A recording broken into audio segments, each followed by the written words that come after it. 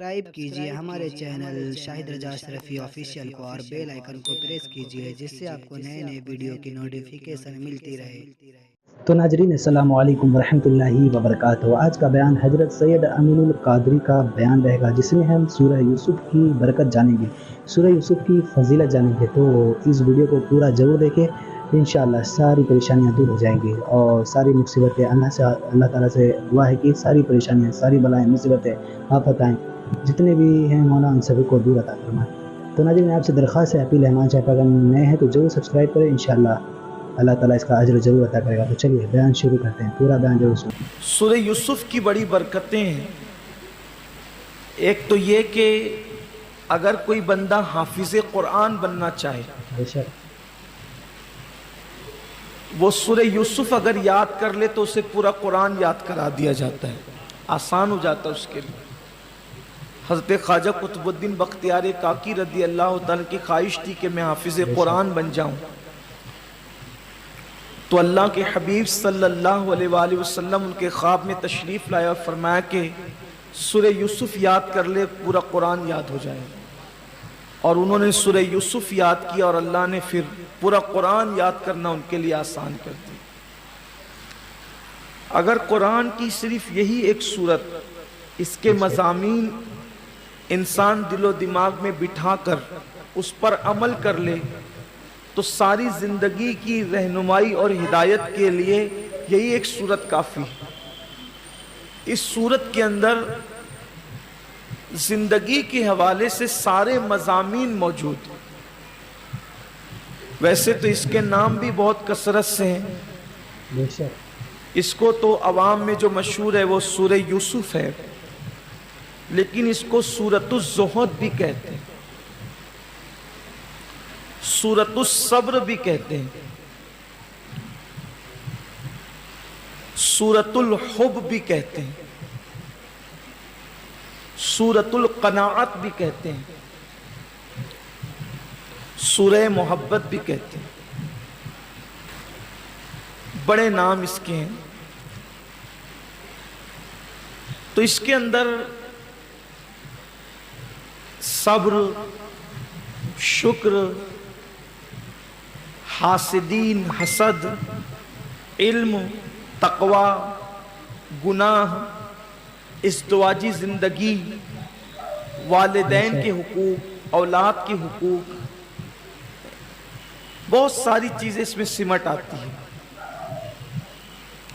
اور اس سورہ مبارکہ کا جو شان نزول ہے، اس سے پہلے عرض کر دیا تھا لیکن بہت اختصار سے، اس لیے کہ کچھ نئے نکات لینا چاہتے ہیں تو ریپیٹ کرنے کی بجائے کچھ نئے نکات کے ساتھ، لیکن تھوڑا سا مضامین سے طبیعت کنیکٹ ہو جائے۔ اس کا شان نزول مکے کے کافروں کے مطالبے پر ہوا۔ چونکہ یہ سورہ مبارکہ مکی ہے،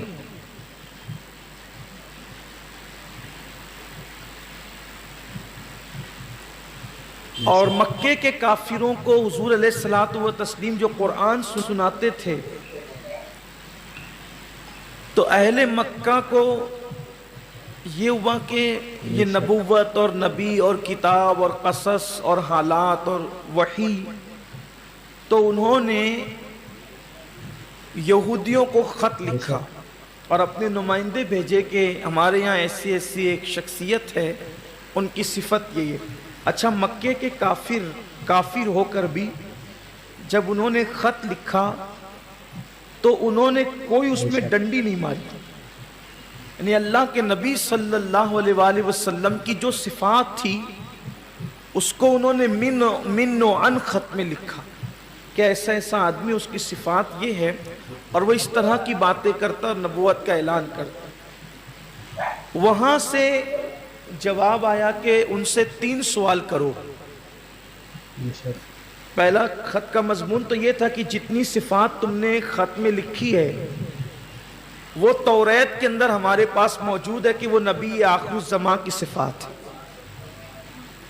یعنی صفات تو ہمیں مکمل پتہ چل گئی، تم نے جو لکھ بھی دیا ہے یہ آخری نبی کی صفات ہے، اس کا مطلب وہ آخری نبی جلوگر ہو گیا۔ لیکن 3 سوال کر لو ایک کا جواب وہ نہیں دے گا اور دو کا جواب دے گا۔ اگر تینوں کا جواب نہ دے سکا تو بھی نبی نہیں ہے، اور تینوں کا جواب دے دیا تو بھی نبی نہیں۔ ایک کا جواب بڑا مبہم ہوگا، دو کا جواب تفصیل سے ہوگا، ایک کا جواب نہیں دیا جائے گا۔ ایک تو پوچھا جائے کہ سکندر ذوالقرنین کون ہے، اور قصہ یوسف کیا ہے علیہ السلام، اور روح کیا ہے۔ تو روح کے بارے میں کوئی تفصیلی جواب نہیں مل سکے، اور ہوا بھی ایسے، بس اتنا ہی کہہ دیا گیا کہ وہ تو امر ربی ہے۔ روح کے بارے میں پوچھتے، اور ذوالقرنین کا پھر قصہ آیا جو انشاءاللہ اپنے مقام پر آئے گا، بے شک، اور پھر حضرت یوسف علیہ السلام کا قصہ بیان کیا گیا۔ آغاز اس کا یوں ہوتا ہے کہ الف لام را یہ مقطعات میں سے ہے، اور اس کا معنی بیان نہیں کیا گیا۔ اللہ جانے اور اللہ کی عطا سے اس کا رسول جانے۔ البتہ کچھ اشارے ملتے ہیں کہ الف سے مراد انا ہے، لام سے مراد لی ہے، اور ری سے مراد ربوبیت ہے، یعنی اللہ تبارک و تعالیٰ اپنے آپ کی قسم یاد فرما رہا ہے۔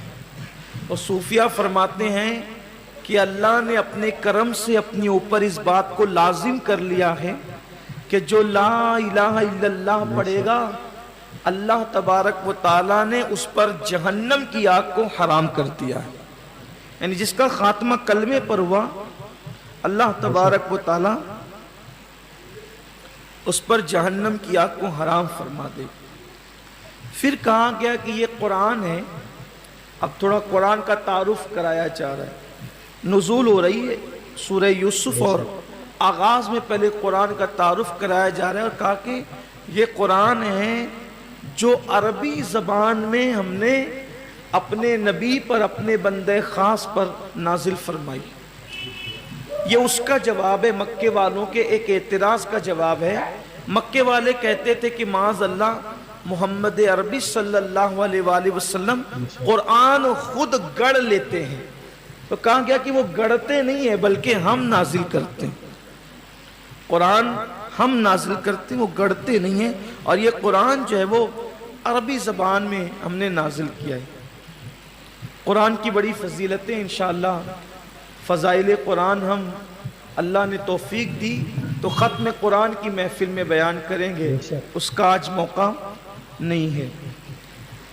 اس سے عربی زبان کی اہمیت کا پتہ چلتا ہے کہ قرآن مقدس عربی زبان میں نازل ہوا۔ عربی زبان کی اہمیت کا پتہ چلتا ہے کیونکہ عربی زبان مصطفیٰ جان رحمت کی زبان ہے، ایک۔ دوسرا یہ کہ جن لوگوں میں پہلے قرآن نازل ہو رہا تھا وہ سب عربی تھے، ان کو ہی نہیں سمجھتا قرآن، تو پھر بات کس سے کی جاتی۔ اسی لیے قبر میں سوال و جواب بھی عربی زبان میں ہوں، اور میدان محشر میں بھی سوال و جواب عربی زبان میں ہوں گے۔ یہ اللہ رب العزت کی قدرت ہے کہ کافر مرے، مسلمان مرے، عربی مرے، اجمی مرے، ہندی مرے، سندھی مرے، مراٹھا مرے، پرشین مرے، کوئی بھی مرے، ادھر وہ مرتا ہے اور ادھر اس کو عربی زبان سکھا دی جاتی۔ آپ سوچیں کتنی عظیم بات ہے۔ اس کا مطلب اگر ہندوستان کا کافر بھی، کوئی سکھ عیسائی کوئی بھی مرے گا، ہندو مرے گا، تو بھی اس سے سوال عربی میں ہی ہو، اور وہ عربی ہی میں جواب دے گا، وہ عربی ہی میں۔ حیرت کی بات یہ ہے کہ جب خدا مردوں کو سکھانے پر اتنی قدرت رکھتا ہے تو خدا اپنے نبیوں کو سکھانے پر کتنی قدرت رکھتا ہے۔ جب مردوں کو اس شان سے سکھاتا ہے کہ ادھر آنکھ بند بھی مرنے کے بعد اور اس کو عربی آ گئی، تو اپنے نبیوں کو کس شان سے سکھاتا ہوں۔ کس زبان سے یہ کہہ دیا جاتا ہے کہ نبی کو یہ نہیں آتا اور یہ نہیں آتا۔ ارے مرنے کے بعد جب مردے کو عربی آ جاتی ہے بغیر کسی استاد کے، تو پھر کیا شان نبوت ہے۔ تو ناظرین ویڈیو اگر اچھی لگی تو ضرور ویڈیو کو لائک کریں اور ہمارے چینل پر اگر نئے ہیں تو ضرور سبسکرائب کریں اور اللہ سے دعا کریں کہ اللہ ہمیں نیک عمل کرنے کی توفیق عطا فرمائے، ہر بلا مصیبتوں سے، پریشانی سے، آفتوں سے، بیماریوں سے حفاظت فرمائے۔ ناظرین آپ سے درخواست ہے اپیل ہے کہ ہمارے چینل پر نئے ہیں تو ضرور سبسکرائب کریں، اور اگر آپ کو ہم سے رابطہ کریں تو انسٹاگرام کا آئی ڈی آتا ہوگا، فالو کریں، میسج کریں، انشاءاللہ ضرور رپلائی دیا جائے گا۔ تو چلیے ملتے ہیں اگلی ویڈیو میں، تب تک کے لیے السلام علیکم ورحمۃ اللہ وبرکاتہ۔ ویڈیو اچھی لگے تو ہمارے ویڈیو کو لائک کریں اور ہمارے چینل کو سبسکرائب کریں۔ شکریہ۔